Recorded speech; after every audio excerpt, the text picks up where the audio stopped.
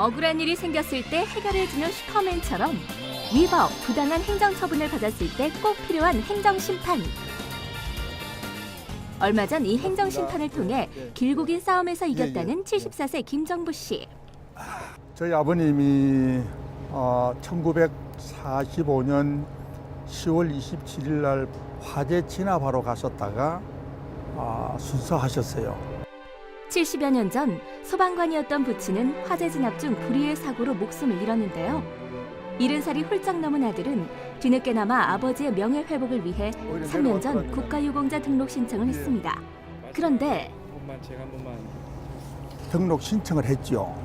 등록 신청을 했는데 1945년도에는 우리나라 공무원 제도가 없었고 우리나라 정부 수립이 1948년도에 됐기 때문에 아무런 근거가 없다는 거예요. 부친이 국가공무원법 제정 이전에 사망했다는 이유로 국가유공자 등록 신청을 거부당한 건데요.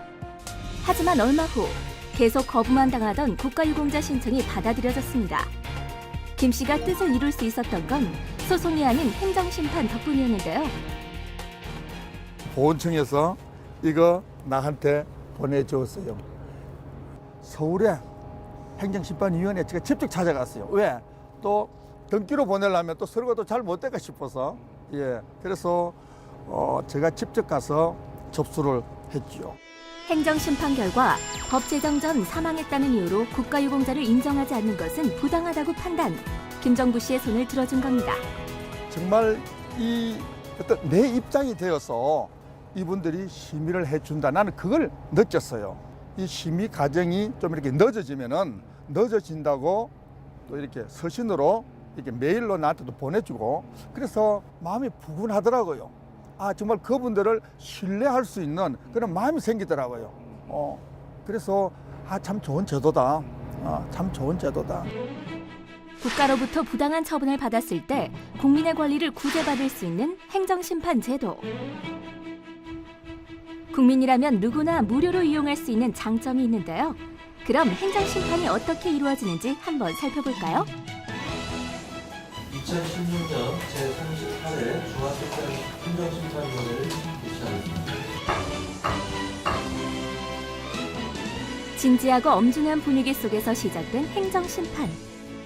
법률적 지식을 바탕으로 국민의 권익 보장을 위한 열띤 토론이 벌어집니다. 사소한 행정상의 실수가 국민들에게는 치명적일 수 있기 때문에 잘못된 점을 바로잡기 위해 신중하고 또 신중하게 발언하는 위원들. 96년 행정심판법이 개정된 이후로 1년 만에 청구 건수는 2배로 뛰었고 20년 동안 무려 6배가 증가.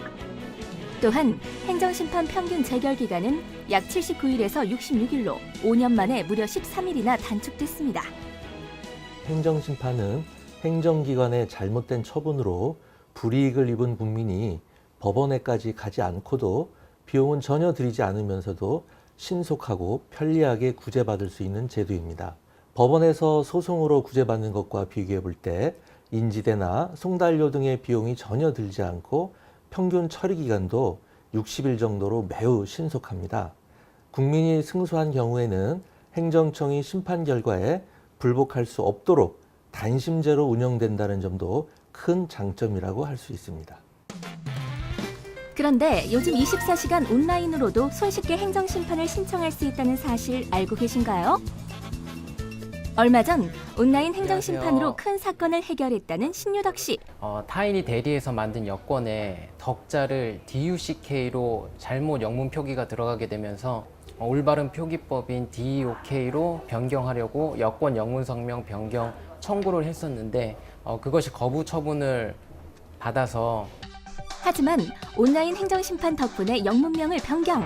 이름에 부정적인 의미가 있는데 외교부 장관의 처분이 부당하다며 신 씨의 손을 들어준 겁니다.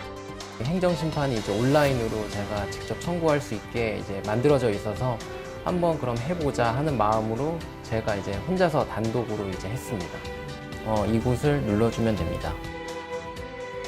본인 확인이 가능한 방법으로 로그인한 뒤 청구 내용에 대해서 상세히 기술하고 클릭 한 번으로 제출을 하면 되는데요. 집에서 PC를 통해 조회부터 청구서 작성, 답변서 조회, 심판 결과까지 클릭 하나로 쉽고 편리하게 처리 가능. 굳이 어떤 관공서나 뭐 국가기관에 방문하지 않더라도 저도 그냥 제 방에서 이제 노트북으로 제 책상 앞에서 했으니까 그런 점은 뭐 시간 구애받지도 않고 저는 이제 저녁 시간부터 뭐 이제 방에서 혼자 했는데 그런 점도 되게 장점인 것 같습니다. 올해부터는 스마트폰으로도 온라인 행정심판 포털 시스템 이용이 가능해진다는데요. 이러한 편리함 때문에 도입 3년 만에 온라인으로 청구하는 비율이 2배 가까이 증가. 온라인 행정심판 가능위원회는 2년 만에 무려 42개 기관으로 증가. 사실상 처분청과 관계없이 전국적으로 범위가 확대되었는데요. 최근 국민권익위원회 소속 중앙행정심판위원회는 온라인 행정심판 제도를 도입했습니다. 이제는 국민들께서 온라인 행정심판 사이트를 활용해서 언제, 어디서나 컴퓨터 접속만으로도 쉽고 간편하게 행정심판 서비스를 이용할 수 있게 되었습니다.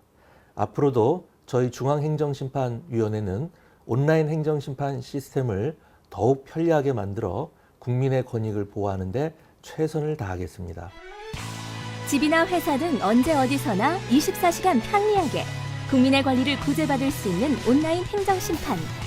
국민의 아픔을 어루만져주는 수호자로 더욱 발전하길 기대해봅니다.